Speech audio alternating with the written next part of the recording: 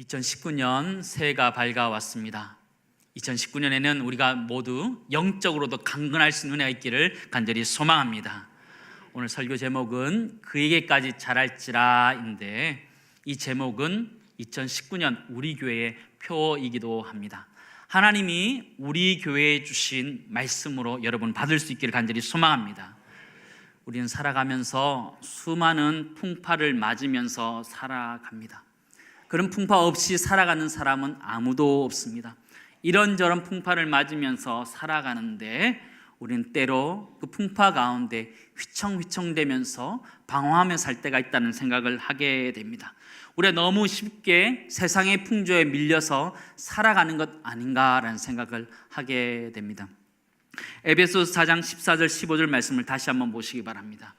이는 우리가 이제부터 어린아이가 되지 아니하여 사람의 속임수와 간사한 유혹에 빠져 온갖 교훈의 풍조에 밀려 요동하지 않게 하려 함이라. 오직 사랑 안에서 참된 것을 하여 범사에 그에게까지 자랄지라. 그는 머리니 곧 그리스도라 말씀하셨는데, 우리가 영적으로 어려서 영적인 어린아이가 되어서 사람의 속임수와 간사한 유혹에 흔들려서 풍조에 흔들려서 요동하는 인생이 우리의 인생이다, 그렇게 이야기하고 있는 것이죠. 그래서 우리가 오늘 이 표에 있는 것처럼 영적으로 그에게까지 자랄 수 있는 은혜가 우리 모두에 있기를 간절히 소망합니다. 그러면서 올해 제가 송구 영신예배 때 뽑은 말씀이 무엇인가 이렇게 찾아봤는데요, 주제 말씀하고 연관이 되어 있더라고요. 그래서 깜짝 놀랐어요. 고린도후서 9장 10절 말씀인데요, 우리 같이 한번 읽겠습니다. 심는 자에게 씨와 먹을 양식을 주시는 이가 너희 심는 것을 주사 풍성하게 하시고 너의 의의 열매를 더하게 하시리니 아멘. 하나님이 심을 것을 주신다 말씀하시고 풍성하게 하시고 열매를 더하게 하시니라 주셨는데, 그 말씀이 우리 가운데 이루어질 줄을 믿습니다. 마음이 든든해지는 거예요. 하나님 이 말씀을 주셔서 저에게 주시고 또 우리 교회도 주셔서 하나님 우리를 그렇게 자라나게 하실 줄을 믿습니다. 새해가 되면 우리는 여러 가지 소원들을 마음에 가지게 됩니다. 자녀들의 대학 진학에 대한 소원을 가지기도 하고, 또 자녀들이 또 취업하게 되는 그런 소원들도 가지게 되고, 또 결혼에 대한 소원을 가지기도 하고, 또 이세에 대한 그런 소원들도 가지게 됩니다. 그러니까 회사에서 승진하는 그런 소원도 가지게 되고, 또 사업이 잘 되는 그런 소원들도 가지게 되고요, 또 건강이 회복되어지는 그런 소원들도 가지게 됩니다. 또 올해는 일주일에 3번 이상 내가 운동하겠다라는 그런 다짐도 하고, 올해는 기필코 다이어트를 하겠다, 이런 소원들도 가지기도 합니다. 영적인 의미 안에서 올해는 성경을 꼭 한번 읽으리라 다짐도 하고, 올해는 1명 이상 꼭 전도하리라 마음도 가지고, 올해는 매일같이 하루에 30분 이상씩 기도하리라, 올해는 매일매일 큐티하리라, 이런 다짐들, 소원들을 하게 됩니다. 그렇죠? 우리는 이렇게 한 해를 시작하면서 다짐을 하면서 소원하면서 한 해를 시작하게 됩니다. 우리가 그렇게 한 해를 시작할 때 그런 소원을 가지고 할 뿐만 아니라, 하나님도 우리가 한 해를 시작할 때에 우리를 향한 기대가 있는 줄 믿습니다. 하나님은 천지 만물을 창조하시고 아담과 하와를 만드신 다음에 그들을 향한 하나님의 소원이 있었습니다. 그것은 그들이 세상 만물을 잘 다스리는 것, 그것이 바로 하나님의 소원이셨습니다. 하나님 그렇게 새롭게 시작할 때 하나님의 소원이 있었음을 우리는 성경을 통해서 발견할 수 있습니다.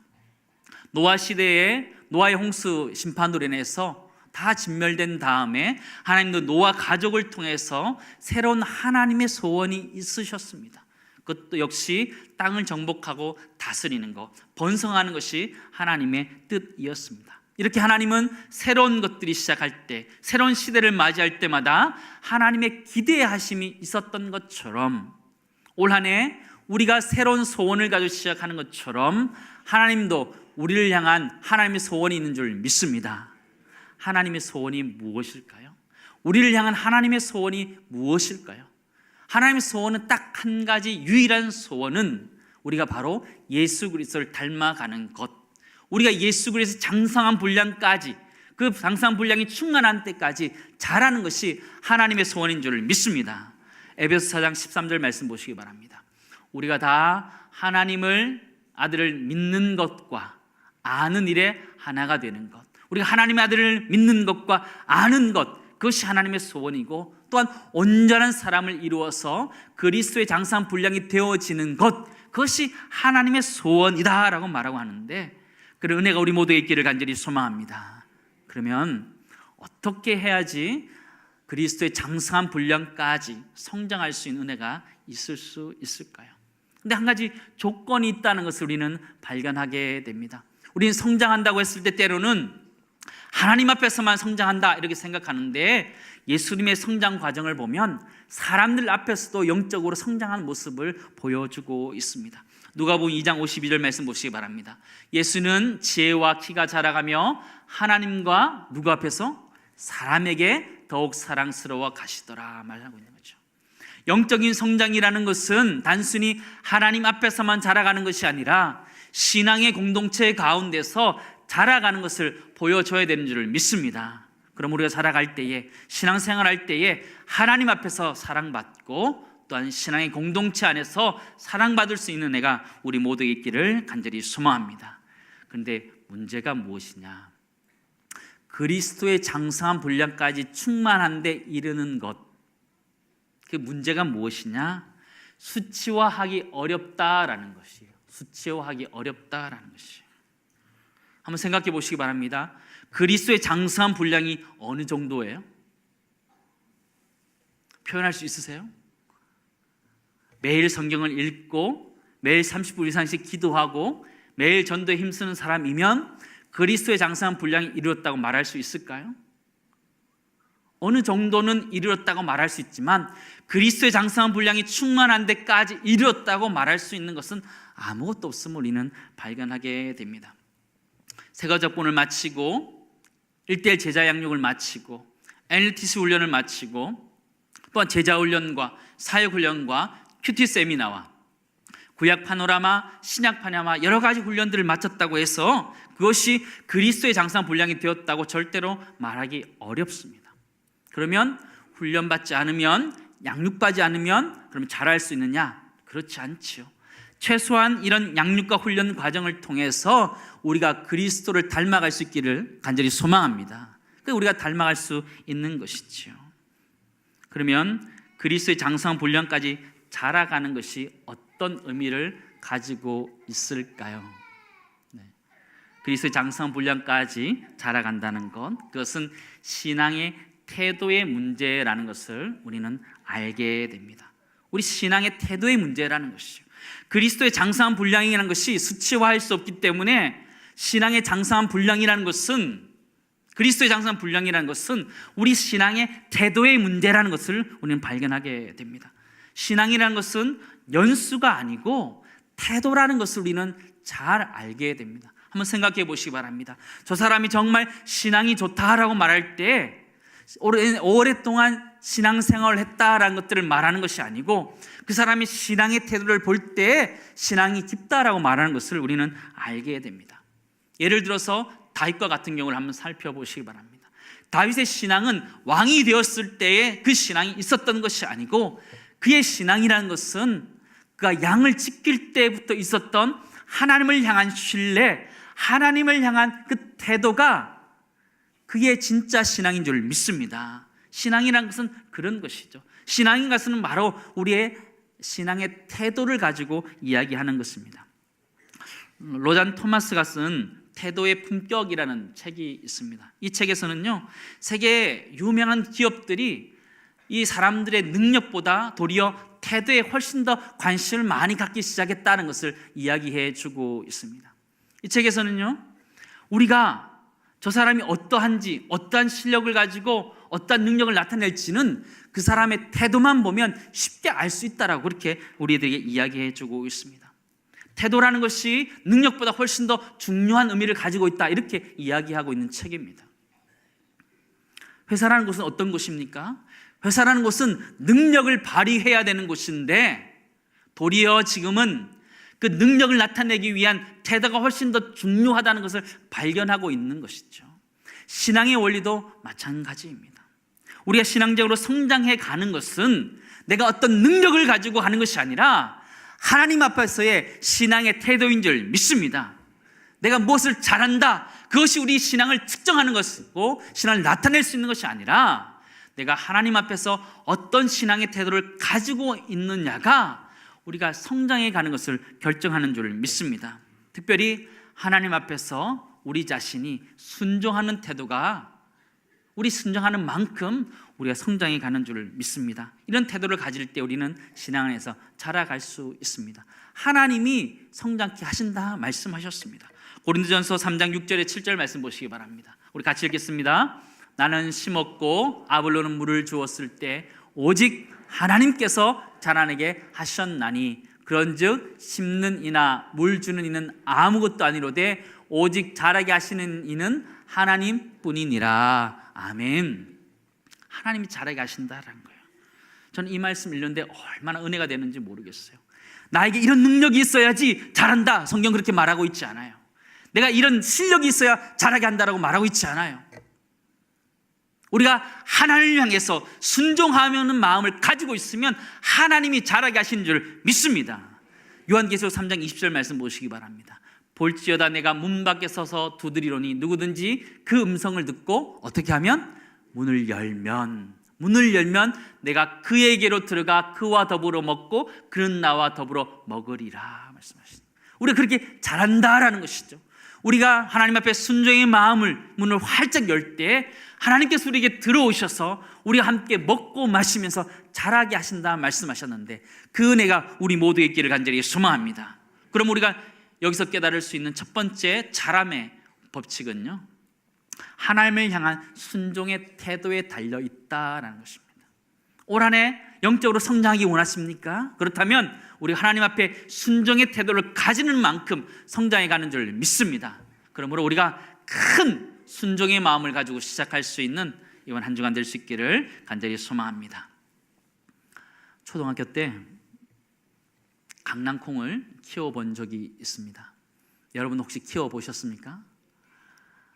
참 재미있죠. 저도 이제 첫째 딸이 초등학교 때 그 강낭콩을 키울 때 다시 한번 그것을 키워봤습니다. 얼마나 재미있는지 모르겠습니다. 강낭콩을 가지고 조그만 그릇에 솜을 얹고 물을 촉촉하게 적신 다음에 거기에 강낭콩을 올리지요. 그게 좀 습한데 이렇게 두면 며칠 지나고 나면 어떻게 돼요? 싹이 이렇게 터지죠. 싹이 트고 나면 그것을 조그만 화분에 옮겨서 심어 놓으면 적당히 물과 또 환기도 좀 잘 되고 또 그래서 햇볕도 가끔 쐬고 이러면 어느 순간 쑥 이렇게 홀로는 모습을 보게 됩니다. 어린 시절 그 작은 실험을 통해서 성장에 대한 귀한 깨달음들을 많이 얻게 되는 것 같습니다. 아이들 같은 경우는 그 실험을 통해서 생명체가 참 놀랍다라는 것들을 배우게 되고요. 또 이렇게 자라는 것이 참 신기하다 이런 것들을 배우게 됩니다. 싹이 커서 또 줄기도 나고 또 어느 순간 또 열매들 맺는 이런 모습을 보면서 자라는 것에 대한 성장에 대한 것들을 배우게 되죠. 제가 실험할 땐 잘 몰랐는데 아이가 실험할 때 보니까요, 이게 실험의 재미가 짭짤해요. 콩을 하나 심었는데 몇 개가 열려요? 하나 열려요? 그렇지 않죠. 수십 개가 열리는 거예요. 야, 정말 30배, 60, 100배가 이런 말이구나 이런 생각을 하면서 그런 실험을 하게 됩니다. 그 실험을 하면서 깨닫게 되는 것이 몇 가지 있었는데요, 이 성장하게 대해서 또 이게 자람에 대해서 중요한 원칙이 있다는 것을 발견하게 됩니다. 그게 무엇이냐면 하나는 씨가 굉장히 중요하다라는 것이요. 내적인 요인에서 씨가 굉장히 중요하다라는 것이요. 씨를 아무리 그 솜 위에 물 적당히 해서 놔둬도 자라지 않는 씨가 있습니다. 어떤 씨인가요? 죽은 씨죠. 이미 말라 죽은 씨는 발아하지 않는 거죠. 트지 않는 거죠. 씨가 그만큼 중요한 거죠. 우리 영적인 의미에서 우리 신앙도 마찬가지예요. 우리가 누구냐라는 분명한 신앙의 정체성, 그런 씨앗을 가지고 있지 않으면 우리가 자라지 않아요. 내가 하나님의 자녀라는 분명한 신앙의 씨앗을 가지고 있지 않으면 자라지 않는 거예요. 사도행전 26장 18절 말씀 보시기 바랍니다. 사도 바울의 변화를 한번 살펴보시기 바랍니다. 우리 같이 읽겠습니다. 그 눈을 뜨게 하여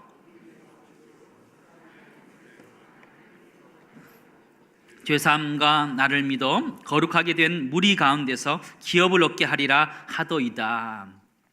이 사도 바울이 변화되었는데 어떻게 변화되었냐면 어둠에서 빛의 자녀로 변화되었고요, 사단의 권세에서 하나님의 권세 아래로 들어온 자가 되었어요. 이가 그렇게 되었을 때에 오늘 성경은 무리 가운데서 기업을 얻게 하리라, 풍성한 열매를 얻게 되리라, 그렇게 말씀하시는데 우리 모두가 하나님의 씨앗으로서 살아가면서 그런 열매들을 맺혀갈 수 있기를 간절히 소망합니다. 그렇게 볼 때 우리 두 번째 자라남의 비결을 발견하게 되는데, 그것이 무엇이냐면 하나님의 자녀라는 씨앗의 정체성에 그것이 달려있다라는 것이에요. 우리가 올 한 해 정말 믿음 안에서 잘 자라기 원하신다면 우리 자신이 하나님의 자녀이라는 것을 잊지 않으시기 바랍니다. 분명한 하나님의 정체성, 하나님의 자녀, 빛의 자녀라는 정체성을 가지고 살아갈 때에 하나님 거기에 맞는 열매를 맺게 하실 줄을 믿습니다. 그렇게 좋은 씨앗이 되었을 때에 좋은 열매를 맺는 것이죠. 마태복음 7장 17절 18절 말씀 보시기 바랍니다. 이와 같이 좋은 나무마다 아름다운 열매를 먹고 못된 나무마다 나쁜 열매를 맺나니 좋은 나무가 나쁜 열매를 맺을 수 없고 못된 나무가 아름다운 열매를 맺을 수 없느니라 말씀하셨어요. 여러분은 어떤 씨앗입니까? 우리는 하나님께서 이 땅에 심으신 거룩한 씨앗인 줄 믿습니다. 우리가 그런 분명한 정체성을 가지고 자라날 때에 하나님 은혜의 가운데서 아름다운 열매들을 맺혀갈 수 있는 줄 믿습니다. 세 번째 자라남의 비밀이 하나 있는데 그것은 외부 환경에 달려있다라는 것이에요. 우리가 강낭콩을 키울 때 보면 그 씨앗도 중요하지만 외부 환경이 굉장히 중요하다는 것을 우리는 알게 됩니다. 마태복음 13장 말씀 보시면 씨 뿌린 자의 비유가 나와 있는데 거기 보면 네 군데 떨어진 씨앗의 비유가 나와 있습니다. 제가 좀 정리를 했는데요, 표에 보면 이렇게 할 수 있습니다. 씨가 외적인 요인에 이렇게 떨어지게 됩니다. 하나는 길가에 떨어지고, 하나는 돌밭에 떨어지고, 하나는 가시떨기에 떨어지고, 하나는 좋은 땅에 떨어집니다. 결과는 완전히 다릅니다.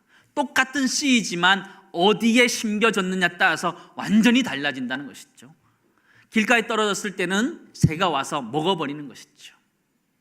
돌밭에 떨어지면 뿌리가 깊이 자라지 못해서 금방 말라 죽어버리게 되는 것이고요. 가시떨기에 떨어지면 자라다가 가시에 찔려서 더 이상 자라지 못하면서 죽어버리게 되는 것이죠. 좋은 땅에 심겨져야지만 30배, 60배, 100배 결실을 할 수 있다라는 말씀을 마태복음 13장은 우리들에게 해주고 있습니다. 여러분은 어디에 심겨지기를 원하십니까? 길가, 돌밭, 가시떨기, 좋은 땅, 어디에 심겨지기를 원하십니까? 우리가 발견할 수 있는 자라남의 세 번째 비결은요, 신앙적인 환경에 달려있다라는 것을 우리는 발견하게 됩니다. 우리의 신앙은 어디에 심겨져 있으십니까? 씨라는 것은 어때요? 씨라는 것은 길가에 떨어지면 더 이상 다른 데 옮겨갈 수 없습니다. 돌밭에 떨어지면 더 이상 다른 곳으로 옮겨갈 수 없습니다. 그러나 우리는 옮겨갈 수 있는 줄 믿습니다. 씨는 그렇게 옮길 수 없지만 우리는 외부 환경을 바꿀 수 있다는 것이에요. 우리가 신앙적으로 자라기 위해서는 그런 자리들을 멀리해야 된다는 거예요. 길가와 같은 자리, 돌밭과 같은 자리, 가시떨기와 같은 자리를 멀리해야지만 우리가 자랄 수 있는 줄 믿습니다. 올 한 해 우리가 신앙생활할 때 우리의 주변 환경들을 이렇게 만들어갈 수 있는 은혜가 있기를 간절히 소망합니다. 우리가 좋은 땅에 심겨졌을 때에 30배, 60배, 100배 열매 맺는 것처럼 올 한 해 우리가 주변의 환경들을 그렇게 만들어서 그렇게 자라갈 수 있는 은혜가 우리 모두에게 있기를 간절히 소망합니다. 그러면서 마태복음 13장 말씀을 묵상하는데 꼭 시편 1편 말씀과 비슷하다라는 생각을 하게 되었습니다. 여기도 보면 좋지 않은 땅 세 군데가 기록되어져 있습니다. 그리고 한 군데 좋은 땅이 기록되어져 있습니다. 좋은 땅에서 결실하는 모습을 시편 1편 3절은 이렇게 기록하고 있습니다. 우리 같이 읽겠습니다. 그는 시냇가에 심은 나무가 철을 따라 열매를 맺으며 그 잎사귀가 마르지 아니함 같으니 그가 하는 모든 일이 다 형통하리로다. 아멘. 좋은 땅에 떨어진 씨앗이 열매 맺는 것처럼 복 있는 사람은 시냇가에 신 나무처럼 철을 따라서 열매를 맺는다 말씀하시는 거예요. 아멘. 그런 은혜가 우리에게 있기를 간절히 소망합니다. 그러면 피해야 할 것이 무엇이냐? 시편 1편 1절 2절 말씀 같이 읽겠습니다. 같이 읽습니다. 복 있는 사람은 악인들의 꾀를 따르지 아니하며 죄인들의 길에 서지 아니하며 오만한 자들의 자리에 앉지 아니하고 오직 여호와의 율법을 즐거워하여 그의 율법을 주하여 묵상하는도다. 아멘. 우리가 잘하기 위해서는 외적인 요인도 중요한데 우리가 피해야 될 자리가 이런 자리라는 것이에요. 악인들의 꾀를 멀리해야 되고 죄인들의 길에 서지 말아야 되고 오만한 자의 자리에 앉지 않아야지 우리가 자라나는 줄 믿습니다. 더불어서 오늘 성경 말씀은 우리가 시냇가에 심은 나무가 되었을 때 자라날 수 있다고 말하고 있는 것이죠. 우리의 영적 성장을 막는 외적인 요소들을 올 한 해 하나하나 제거해 나갈 수 있기를 간절히 소망합니다. 악인들의 꾀의 자리들, 죄인의 길의 자리들, 오만한 자의 그 교만의 자리들을 우리가 떨치고 나왔을 때에 우리가 그렇게 자라나게 되는 줄 믿습니다. 2019년 그에게까지 자랄지라라는 표를 가지고 올 한 해 우리가 잘 자라났으면 좋겠습니다. 올 한 해 우리의 영적인 성장은 우리가 어디에 머무느냐에 따라 결정된다는 것을 기억하면서 여러분이 머물 장소를 여러분이 잘 결정할 수 있기를 간절히 소망합니다. 여러분이 악인의 꾀에, 죄인의 길에, 오만한 자의 자리에 있으면 좋지 않은 열매들을 맺게 될 것입니다. 그러나 우리가 하나님의 말씀 앞에 심겨졌을 때, 신앙의 공동체와 함께 할 때에, 하나님 안에 심겨졌을 때에 올 한 해 좋은 열매를 맺어가게 되는 줄 믿습니다. 그렇게 하나님 안에서 그렇게 자라갈 수 있는 내가 우리 모두에게 있기를 간절히 소망합니다. 이제 말씀을 정리하면서요, 그에까지 자랄지라 말씀을 드렸는데 그에까지 자라기 위해서는 우리에게 순종이란 태도가 필요합니다. 우리가 하나님 앞에 순종하는 만큼 자라나게 됩니다. 올 한 해 시작할 때에 큰 꿈을 가지고 시작하는 것이 아니라 큰 순종의 마음을 가지고 시작할 수 있기를 간절히 소망합니다. 우리가 그렇게 순종의 마음만 가지면 자라게 하시는 이는 누구라고요? 하나님이라고요. 하나님이 하실 거라는 거예요. 우리가 순종의 마음을 가지면 하나님 우리를 크게 자라게 하실 줄 믿습니다. 영적인 성장은 나의 노력에 달려있는 것이 아니고 나의 순종에 달려있는 줄 믿습니다. 올 한 해 그렇게 순종의 마음을 가지고 자라게 하여 주시고, 또 우리가 분명한 하나님의 자녀라는 분명한 정체성, 그 씨앗들을 심고 좋은 환경들 속에서 자라가는, 하나님 말씀의 환경 속에서 신앙의 공동체 가운데 잘 심겨져서 자라갈 수 있는 은혜가 우리 모두에 있기를 간절히 소망합니다. 교회가 하고 있는 여러 가지 양육과 훈련들에 참석하여서 영적으로 이렇게 잘 자라갈 수 있는 은혜가 우리 모두에게 있기를 간절히 소망합니다. 우리는 하나님의 소원을 담고 있는 하나님 거룩한 씨앗들입니다. 올 한 해 잘 자라서 하나님이 원하시는 귀한 열매들을 맺는 주의 성도님 될 수 있기를 주의 이름으로 축원합니다.